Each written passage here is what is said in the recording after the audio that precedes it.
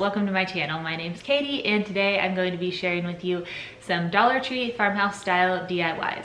So I love saving money and I also love decorating my house. So Dollar Tree is one of my favorite places to get DIY materials and I'm really excited with the way that these turned out. I thought that they were really easy to make and they look very nice. So today's video is also in collaboration with one of my friends on YouTube. Her name is Kristin. Her YouTube is Kristin K, and she is also going to be sharing with you some farmhouse style DIYs. I love her videos. She's so creative. She makes all types of DIYs that I haven't seen before. She's also a mom and does a lot of cleaning videos on her channel. I know you guys will love her. I will link her video and channel in my description box down below, so don't forget to check that out after you're done with this video. And I think that's all. Let's go ahead and get into it. For this first DIY, you're going to need 3 of these wooden signs from Dollar Tree.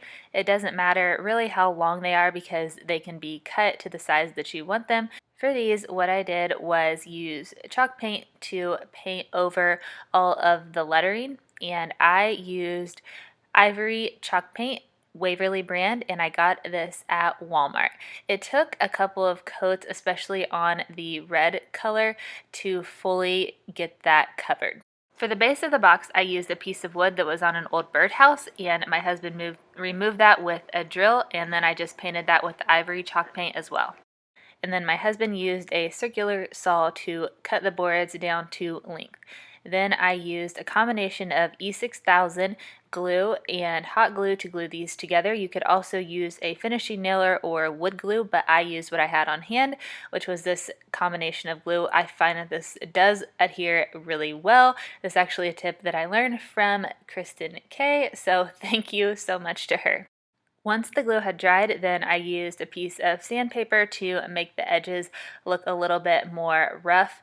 This was not the easiest to do, to be honest with you, but I did want a little bit more character than just plain white paint. I picked up 3 mason jars from Dollar Tree and I used a combination of the Ivory chalk paint and also this cameo pink paint that I picked up from Walmart for 50 cents, and I just mixed these together a little bit. I wanted a muted pink shade, and these mason jars are going to go inside of the box. I cut out the words plant, grow, and bloom.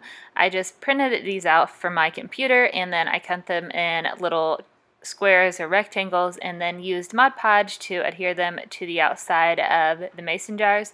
I love Mod Podge. I love the way that it dries and it works really well just to adhere like paper labels to different types of surfaces. Once the Mod Podge was fully dry, then I placed the 3 jars into the wooden box and I used some jute twine to wrap around all 3 of these. At my starting point, I placed a little bit of hot glue just to make that stick, and then I wrapped the rope around all 3 of them. It took a minute for this to come together, but the more times that I was able to wrap the jute rope around, the better it looked. After this, all I did was just add some greenery, and that is this finished project. This next DIY is a little birdhouse. So you will need 2 of these wooden house type things from Dollar Tree, and I removed the stickers from the back of these and then I painted over them with a combination of the Ivory chalk paint and this 50-cent brown color from Walmart. Next, I cut out the word Chirp, and this was just printed off from a computer, and then I used Mod Podge to adhere the word to one of these wooden house pieces. When I cut these, some of the letters kind of came apart a little bit because they were so thin. I just rearranged them and was able to put them back together, so if that happens to you, don't worry, you can still use the pieces and make the letters. Once the letters were all placed, I used the extra Mod Podge, or I moved the extra Mod Podge with the paintbrush all around the front of the birdhouse just to even all of it out and make it look uniform. Next, my husband used a drill to make a hole in the same wooden piece as the word Chirp. And then I used hot glue and E6000 to glue both of these wooden pieces together. After that, I used some jute rope and I tied a knot into it and then looped it around a few times to make it a bit thicker, and then I just used hot glue to glue this to the top of the birdhouse. If you wanted to, you could also use E6000, but I find that hot glue works really well, especially with rope. But if you wanted this to last for years and years, I would recommend using the E6000 as well. For this last DIY, I removed the insides from a Dollar Tree picture frame and then used spray paint to paint the paper that was inside of the frame. And after that had dried, then I used the Cricut to design lettering that said flower market and then an established date. This is just a made-up date. And then my husband placed this on the middle of the piece of paper that was painted, and then I placed these items back into the picture frame.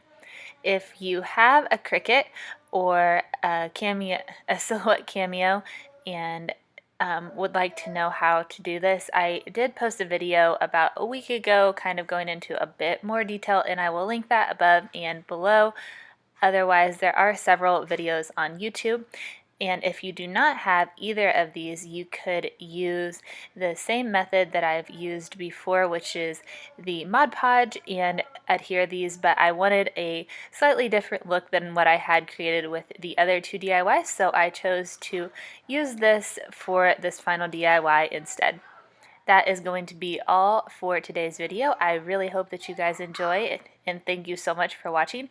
Don't forget to check out Kristin K's channel. I will make sure to link that in my description box down below, and I will talk to you all in my next one. Bye guys!